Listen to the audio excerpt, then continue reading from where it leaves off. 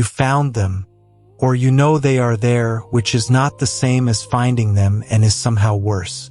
Her photos, still on his phone, not deleted, not buried somewhere he will never see them again. Present, accessible, kept, in the most personal device he owns, the one he reaches for dozens of times each day, the one that goes everywhere he goes, the one he holds in the last minutes before he falls asleep. And you have been carrying the knowledge of this in a way that does not get lighter over time the way you expected it would get lighter. You have been carrying it in the specific interior way that a woman carries a visual wound, which is different from every other kind of wound, because it involves something you cannot unsee, something that installed itself in you in the moment you found out and that has not stopped being present in your interior since. Her photos are still on his phone. Put your hand over your eyes right now, your palm flat against your closed eyes, the way you would block out a light that is too bright to look at directly. Hold it there for a moment, because Padre Pio, who understood the invisible life of the human heart with more precision than perhaps anyone in the modern era, said something about this specific situation, about what a man's keeping of something like this means and what it doesn't mean, and what the prayer is that reaches the place no confrontation can reach, that most people, Catholic or not, have never heard. And what he said changes the direction of the prayer entirely. If what you just heard names something you have been carrying, write it in the comments. You don't have to share the whole situation. One word is enough, because there are thousands of women watching this right now in the exact same place as you, and knowing you are not alone is the first move God needs to see. There is a specific kind of interior violence that belongs to finding visual evidence of the other person in your husband's life. And I want to name it accurately before we go anywhere else together, because the accurate naming of a wound is the beginning of the prayer that addresses it. It is not the same as the pain of discovering the relationship. That pain has its own particular shape, the ground-shifting quality of learning that something you understood to be true was not fully true, the specific collapse of a reality you had organized your life around. That pain was its own wound, and it was real. This wound is different. It is different because it involves your eyes. Because what you encountered, whatever specific form the discovery took, arrived through your vision and then traveled inward and installed itself in a place in your interior that you cannot reach from the outside. And the interior image of what you saw now lives in you the way something living lives in a person, not as a memory you retrieve, but as a presence that arrives on its own schedule, in moments of complete irrelevance to the situation, with a force that does not soften the way ordinary painful experiences soften over time. You can be loading the dishwasher. You can be helping your child with something. You can be in the middle of a conversation that has nothing to do with any of this. And the image arrives with the full weight of the original moment, not muted by the days that have passed since you found out, not at a distance, present with the same force, as though the discovery is happening again rather than receding the way you expected it to recede. This is the specific cruelty of a visual wound. It colonizes the interior in a way that effort cannot address. The desire to stop seeing it does nothing. The decision to redirect your thoughts does nothing. The deliberate concentration on something else does nothing. The image lives in a place below the reach of the will's instructions, below the reach of the mind's management, in a dimension of your interior that is not accessible from the outside by any means available to you. And underneath all of that, underneath the replaying, underneath the not sleeping properly, underneath the carrying of this in a way that you cannot fully put down, there is a specific additional torment that nobody talks about in the conversations available to you about situations like this. It is the not knowing why they are still there, not knowing whether he looks at them, not knowing whether the keeping is deliberate, a conscious choice to maintain a connection, or whether it is something he is doing without fully knowing he is doing it. in the way that a person can be holding on to something in their interior without having made a clear decision to hold on to it. Not knowing what it says about what is still present in him. Not knowing whether to ask, and if you ask, whether the asking will produce honesty or a version of honesty that leaves the worst of the question unanswered, or a defensive response that answers a different question than the one you actually need answered. The not knowing is its own specific weight, and it has been sitting on top of everything else you are carrying. Here is something I need to tell you before anything else, because it is the foundation of everything that follows. The photos on his phone are a symptom. They are not the condition. They are the visible surface of something that lives in the invisible dimension of your husband's interior, something that has a name in the spiritual tradition that Padre Pio worked from, and that the prayer you are going to receive is aimed directly at. Not at the photos. At the invisible thing the photos are the visible expression of. And when the invisible thing is addressed, when prayer reaches the interior condition that the photos are protecting, the photos become files. Just files. Files that carry no interior charge are easy to delete. Not because a man decides to delete them, because they have nothing left to do. That is the entire direction of what comes next. And it is a different direction than any you have probably tried. A woman I will call Caroline found her husband's photos on a Saturday morning while he was in the shower. She was not looking for them. She had picked up his phone for a completely ordinary reason.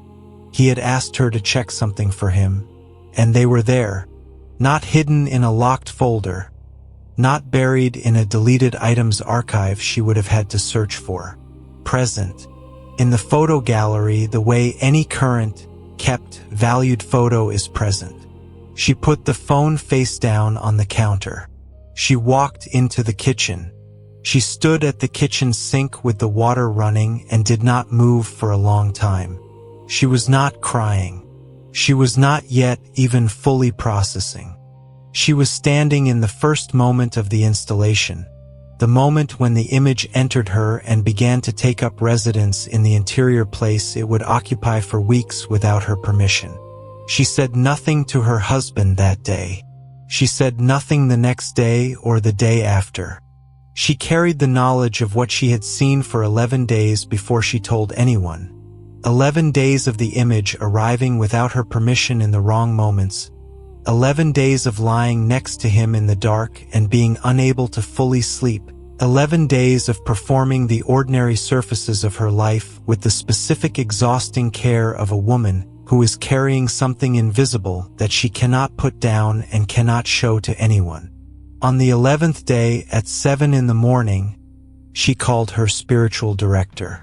Because she had not slept properly in 11 days and she was running out of the internal resources needed to keep performing the ordinary surfaces and she had nowhere else to go.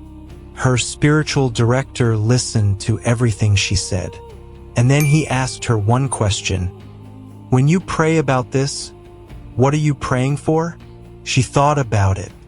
She said, for the photos to not be there, for him to delete them, for the evidence of her to be gone.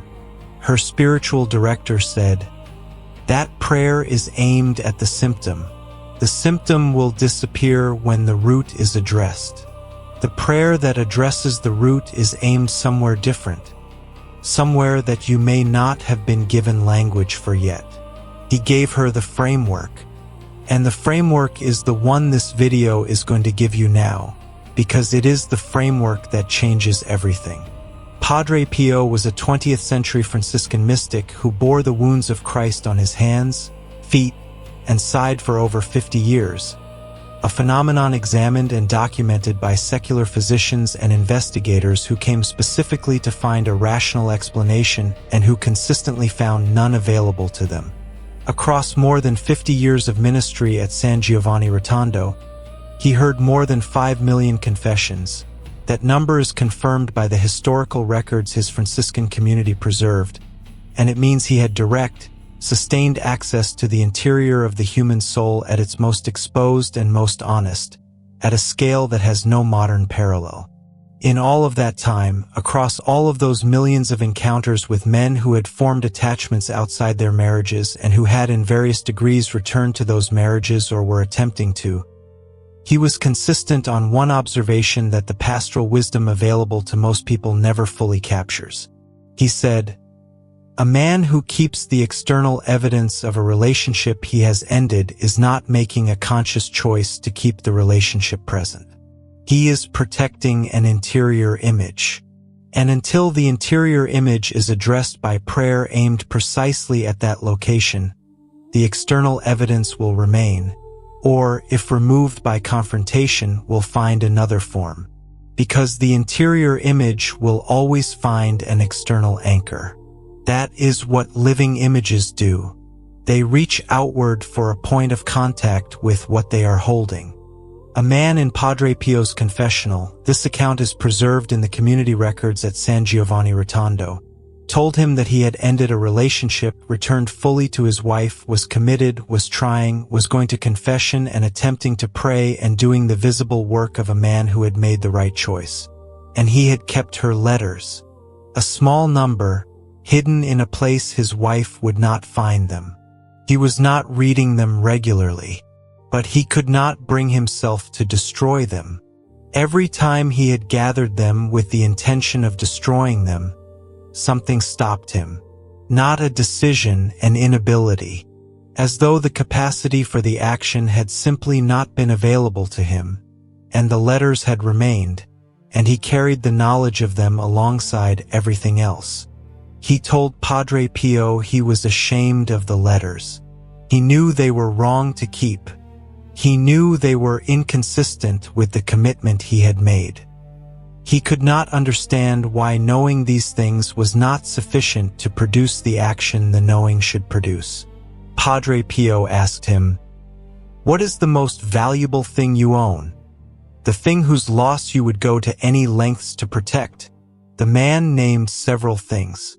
His family, his relationship with his children, his marriage.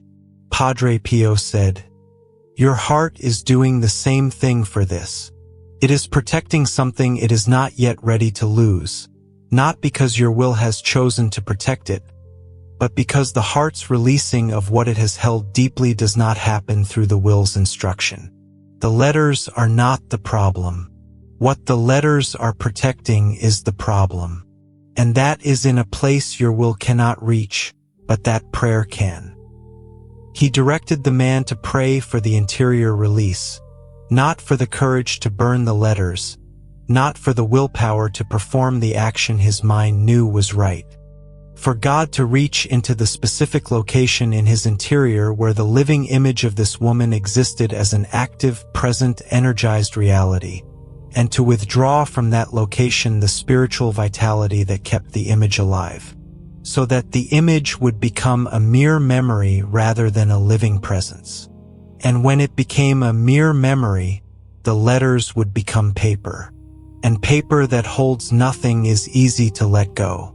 The man returned to Padre Pio 3 months later. He said, "I burned them, and I felt nothing when I burned them. I waited for the grief I had always felt before when I tried, the resistance, the inability. It was not there. They were just paper. I don't know exactly when they became just paper. I think it happened before I burned them. The burning was the acknowledgement of something that had already changed somewhere I cannot see." What Padre Pio directed in that confessional encounter is the entire architecture of the prayer you are about to receive. Not a prayer that asks God to make your husband delete the photos. A prayer that asks God to dissolve the interior image that makes the photos necessary. And a second prayer, equally important, equally specific, aimed in a different direction, for the interior image that has installed itself in you since the moment of discovery. For God to cover what you have seen, so that the interior space the replaying image has been occupying can be reclaimed for something other than pain. Before I give you those prayers, I need to give you the full architecture underneath them. Because Padre Pio was consistent about this, prayer without understanding what it is reaching toward stays at the surface. And surface prayer cannot reach what lives in the deep interior of a human soul. The concept is the interior image. Padre Pio taught, and this is consistent with the full tradition of Christian spiritual theology, Catholic and Protestant both, across the entire 2,000-year history of sustained observation of the invisible life of the human person, that the heart does not hold people the way a filing cabinet holds documents. A document in a filing cabinet is passive. It waits to be retrieved. It has no activity of its own. What the heart holds is different in kind. The heart holds living images. Images that are not stored but active, emotionally present, spiritually charged, continuously drawing on the interior resources of the person who carries them in a way that is ongoing and self-sustaining, independent of whether the person is consciously thinking about them. When a person forms a deep bond with another person through genuine intimacy, through the specific vulnerability of being known and seen in the interior places, through the particular openness that happens between two people in moments of real connection, the heart forms an interior image of that person. Not a memory image, a living image, an image that inhabits the interior the way a person in the room inhabits the room, present in the ongoing experience, drawing on the available energy of the space, affecting the atmosphere not by being thought about but simply by being there. This is why a husband can have made a sincere decision at the level of his conscious will to end the relationship and still feel the pull of it. Not because his sincerity is insufficient, not because his will is too weak, but because the interior image exists at a level below the will's jurisdiction. The will operates at the surface. The interior image lives in the deep, and the deep is not governed by the surface's instructions. The photos on his phone correspond to this interior image. They are the exterior anchor of an interior reality. The man keeps them without necessarily making a conscious choice to keep them, in some cases without fully knowing why he keeps them, because the interior image is alive and the photos are the point of contact between his interior and what it is holding. The way a person might keep a physical object that belonged to someone they loved who is now gone. Not because the object is the person, but because the object is how the interior touches what it has not released. This is the reason, and this is perhaps the most important practical insight in this entire video, that asking your husband to delete the photos does not resolve the condition. Even when it produces the visible result. Even when he deletes them in response to a request or a confrontation. Even when the deletion is genuine and not performed under pressure.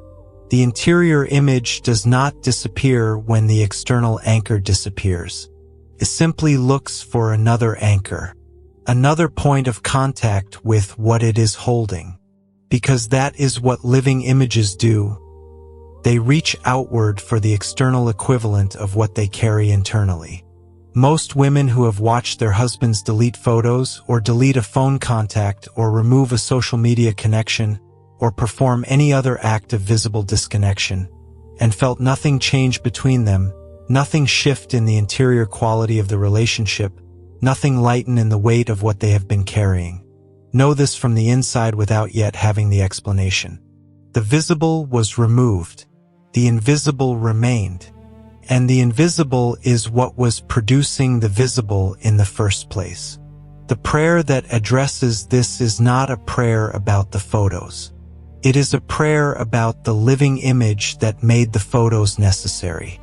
And the prayer that can reach the living image, that can reach the interior of your husband's heart at the level below the level where his decisions operate, in the dimension of his soul that belongs entirely to God and that God has never surrendered authority over, is a prayer that understands what it is aimed at and why it is aimed there. Here is something Padre Pio was also specific about, and it matters for the specific additional torment you may be carrying, the not knowing whether he looks at them. The distinction between whether your husband actively visits the photos and whether he passively keeps them is a less important distinction than it feels like it is. Because the interior image is present and active in him regardless of whether he opens the photo gallery on any given day.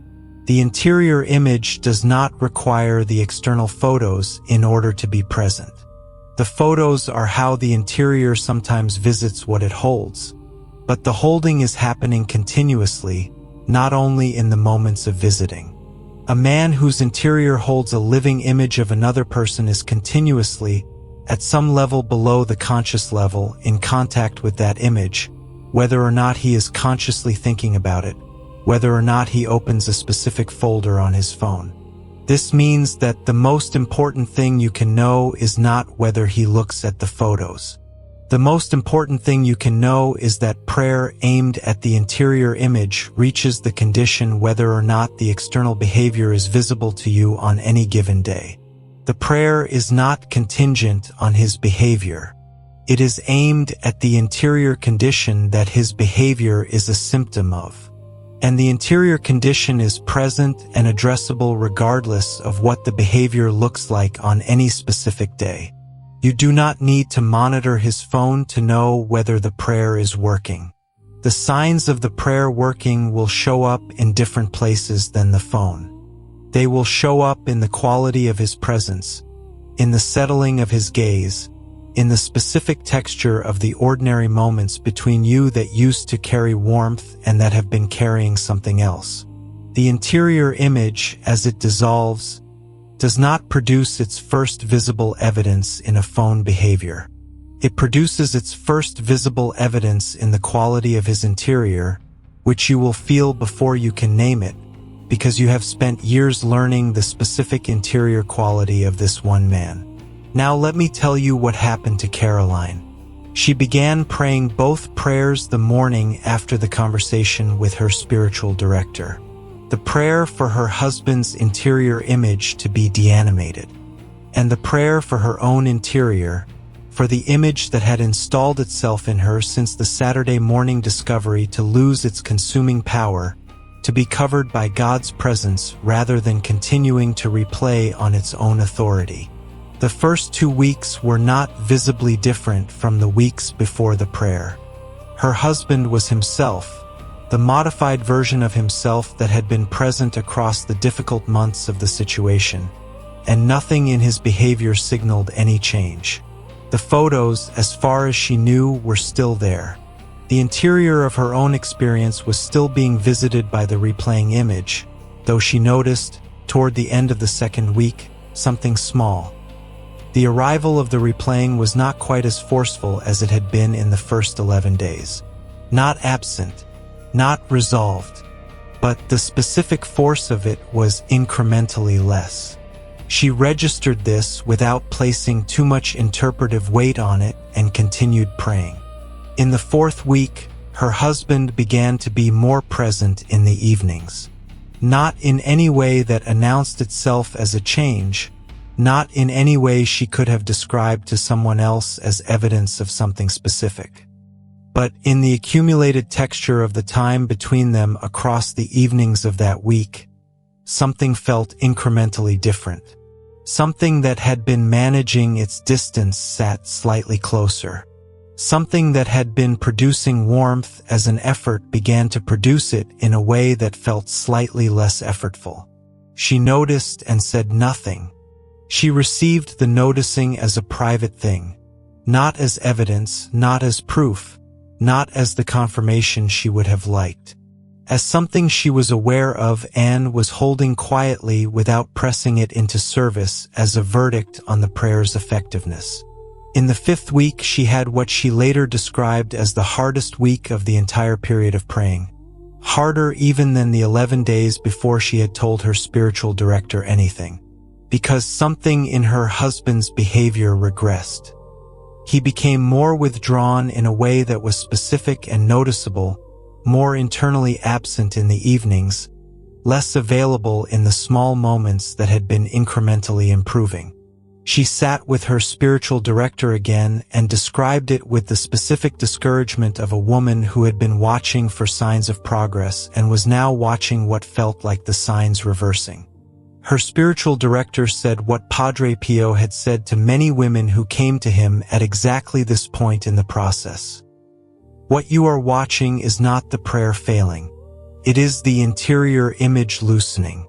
When something embedded deeply in a person's interior begins to release, it creates turbulence before it creates clearing. The man is not moving backward.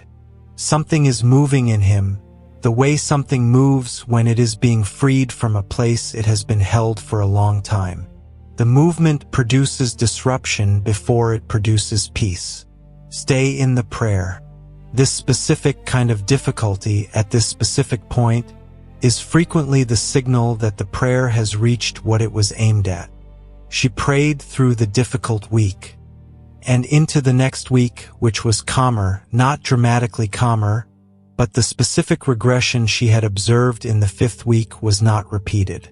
Something that had briefly intensified settled back, and then settled further, into a quality of presence in her husband that was genuinely incrementally better than anything she had observed since the situation had begun. In the 7th week, she came home from an errand to find her husband in the kitchen. He looked up when she came in, and the look held in a way that she noticed, not because she was monitoring, not because she was watching for it, but because something in her own interior registered the quality of the contact before her mind had formed the thought about it. The look settled rather than passing. It stayed in a way that had something alive in it, something she recognized as something she had not seen clearly in a very long time. She put her things down. She started doing something in the kitchen. Neither of them said anything about the look, but she knew. She knew in the particular way that a woman who has been paying close and sustained attention to the specific quality of one man's interior presence knows when something returns to it, with a certainty that requires no external confirmation and that she did not need anyone else to supply. In the 8th week, on a Wednesday evening, her husband came into the living room and sat across from her. He had his phone in his hand. He opened it. He opened the photo gallery. He deleted the photos, not in a private corner of the room, not with his back to her, but deliberately in front of her, in a way that was clearly meant to be witnessed, in a way that was clearly an act performed for her even though he had not announced it or prepared any speech to accompany it. When he finished, he put the phone in his pocket. He looked at her. He said, "I should have done that a long time ago. I'm sorry it took me this long." He said nothing else about it. He did not explain what had changed or why that Wednesday and not another day. He could not have explained it because it had happened below the level where explanation lives. Something in his interior had resolved. Something that had been holding had released. And the deletion was not the cause of that resolution. It was the acknowledgement of it. The visible evidence of an invisible change that prayer had already made real, arriving at the surface as the natural expression of something that had already been completed in the deep. She did not tell him she had known about the photos for 8 weeks. She received the moment as what it was. Not the cause of something changing, but the sign that something had already changed. If you know a woman who needs to hear this right now, who found what you found, or who knows what you know, or who has been carrying the specific interior weight of visual evidence of the other person in her husband's life without the prayer that addresses the root of it, send her this video. Right now, without waiting. Because what Padre Pio understood about this condition does not stop being true just because she hasn't heard it yet. And the prayer she is about to receive could be the thing that changes the entire trajectory of what she is living. Now the prayers, 2 of them, differentiated in the way that Padre Pio consistently differentiated the prayers for this situation. 1 aimed at your husband's interior, 1 aimed at your own. The first is the Prayer of Interior Erasure. It is for your husband, for the deanimation of the living image of the other woman in the interior of his heart. For God to withdraw the spiritual vitality from the attachment that is making the photos necessary, and to fill the space the image has been occupying with the love that has always been present in your husband underneath everything that has been covering it. Before this prayer, sit in complete physical stillness for 1 full minute before any words begin. Not in silence with your mind running through the situation, in actual stillness with your eyes closed, your body quiet, your attention gathered in a single direction. In that minute, hold the image of your husband's heart, not as you have been seeing it through the lens of the photos and the wound and the weeks of carrying what you have been carrying.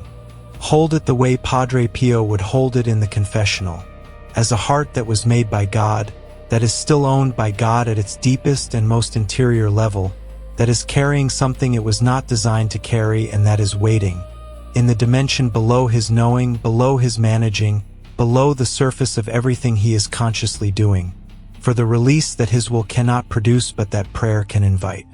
Hold that image for a full minute, then breathe 3 slow, complete breaths, and pray, Lord of every interior, every hidden depth, every part of the human heart that is fully visible only to you, I come before you today for my husband.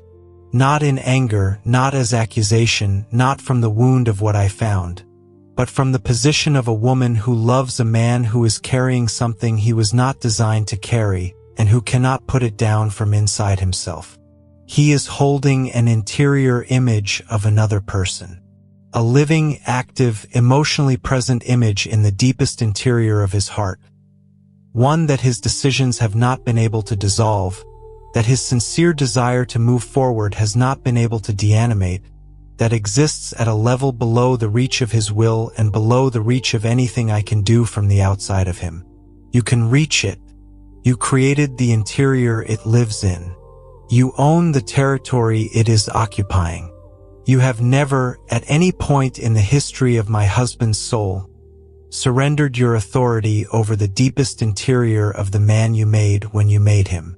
I am asking you to exercise that authority now, not partially, not gradually in a way that leaves residue, but fully and precisely. Go to the specific location in my husband's heart where the living image of this woman exists as an active, present, energized reality. Go to the place where his heart holds what it has not yet been able to release, and withdraw from that place the spiritual vitality that makes the image alive. Let it become, in his interior, a mere memory, a thing that happened, a thing that belongs to the past, a thing that carries no ongoing present charge, no living hold, no active claim on the interior resources of the man you made him to be. Let the living image become a concluded history, and into the space that the deanimation opens, the space in his heart that the image has been occupying, fill it with yourself. Fill it with the love that was placed in him for me and for this marriage when you designed us to find each other. Fill it with the warmth that has been present in him underneath everything that has been covering it. Fill it with what belongs there, what has always belonged there, and let it have the room that was being taken by what should not still be present. Through the intercession of Padre Pio, who understood the interior image with a precision born of 50 years of direct encounter with the interior of the human soul, who sat in the confessional with men exactly like my husband and who watched this deanimation happen in soul after soul through prayer aimed precisely at the right location. Act in my husband's heart today, not at the surface, all the way in, to the place where the image lives. Withdraw its vitality. Fill the space with yourself, and let the external evidence, when it is ready, follow the internal change that only you can make. I surrender the timeline. I release the outcome. I trust you with what I cannot see. Amen. After the prayer, remain in the stillness for at least 2 full minutes. Do not assess what happened. Do not look for evidence that the prayer reached its target. Simply remain in the posture of someone who has placed a real thing, correctly and specifically, in God's hands. The placement is the act. The rest belongs to God. Stay in that posture for 2 full minutes before you return to the day. The second prayer is the prayer of covering. This prayer is for you, for your own interior, for the living image of what you discovered that has installed itself in you without your permission and that has been replaying in a way that does not respond to your management of it.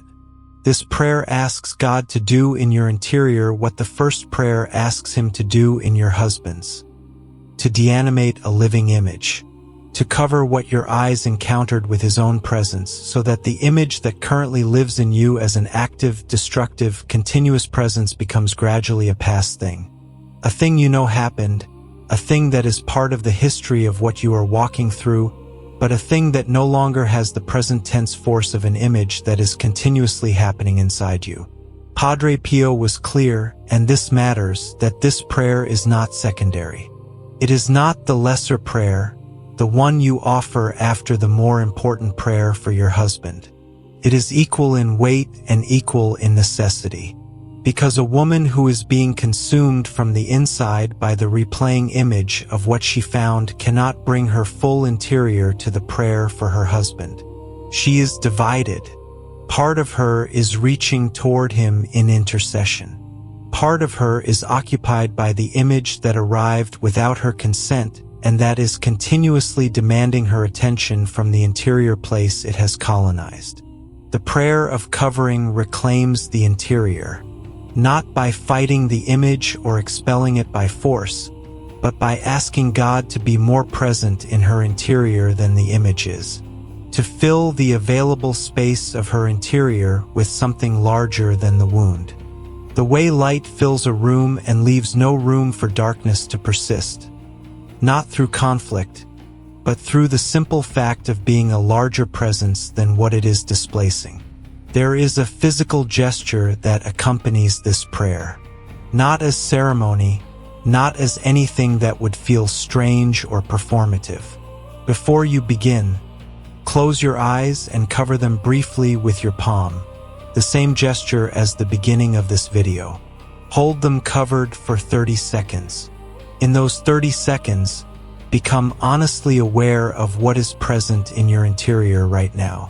The image, if it is active, the weight of knowing, in whatever form it currently sits inside you, the fear, the grief, the specific exhaustion of a woman who has been carrying a visual wound without the prayer that addresses it.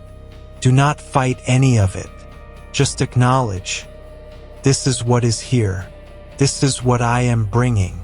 Then open your eyes. Deliberately and intentionally, look at something you love. Something immediately available, a child, a window, a photograph that carries a good memory, the quality of the light in the room if the light is beautiful right now. Look at it with intention, a deliberate reorientation of your gaze, a physical act of reaching toward something that is not the wound. Let that deliberate looking be the body's beginning of the reclaiming. Then breathe and pray. Sacred Heart, you who were present in the moment I found what I found, who have been present in every replaying since, who have seen what I have seen and carried what I have been carrying in the specific way that only you can carry the things that are too heavy for a human being alone.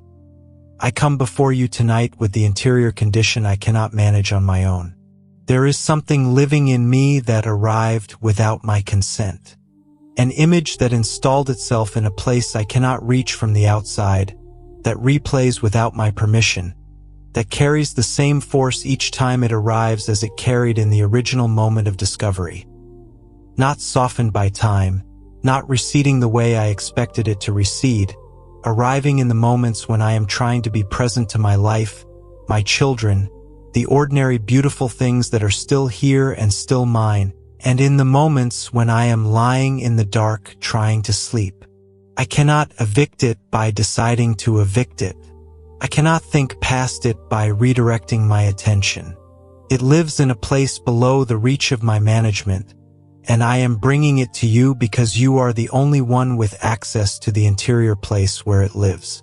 I am asking you to cover it, not to erase what happened, not to falsify the reality of what I know.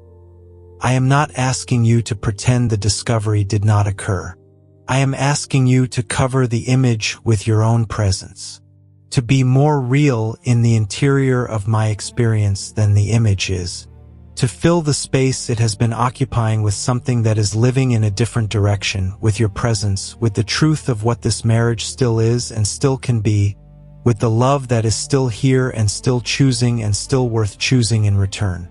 Let the image that has been consuming me from the inside become, gradually and in the increments that are available to grace, working in a person who is carrying real pain, a concluded past rather than a continuous present. Let it lose its vitality in me. Let the interior place it has been occupying belong to you rather than to it. Cover what I have seen with your seeing. Carry what I have been carrying. And tonight, give me sleep. Not the sleep of a woman whose situation has been resolved, but the sleep of a woman who has placed, deliberately and fully, the thing that is too large for the night in the hands of the one who never sleeps, who is already at work, in my husband, in me, in this marriage, in ways I cannot yet see but that are no less real for being invisible. Through the intercession of Padre Pio, who prayed through his own long nights for women in exactly this specific pain, who understood the wound of the visual discovery, who knew that the prayer that covers the interior image is as sacred and as necessary as the prayer that addresses it in the one who kept it.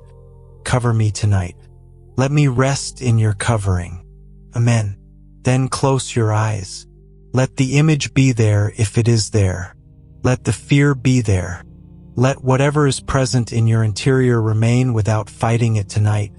You have placed it with specific precision and with both hands open, in the hands of the one who has access to the interior place where it lives. That placement is complete. It is what tonight requires. It is more than enough. The photos will become files. Not because you ask for them to be deleted, because something in the interior of your husband, in the deepest place of him, the place that made the photos necessary, is being released by a prayer that is aimed precisely at where the holding actually lives. When the interior image loses its vitality, the external anchor loses its purpose. And what has lost its purpose is easy to let go, not as a decision, as a natural consequence of something that is no longer present in the interior that used to require it. And your own interior is being reclaimed. Space by space, replaying by replaying, the image that installed itself in you without your consent is being covered by something larger than it is. Not all at once. In the increments available to grace, working in a person who is still in the middle of what she is walking through, but real and directional, and moving toward the morning when what you found is something that happened rather than something that is continuously happening inside you. The next video in this series goes into the specific signs that the interior image is dissolving. The first things that change in a man's presence before any visible evidence changes. The pattern of what the prayer produces and in what order, how to read the signs without either misreading them or missing them. That map matters, because when the deanimation begins, it produces effects that are recognizable if you know what to look for, and easy to misread if you don't. I will meet you there.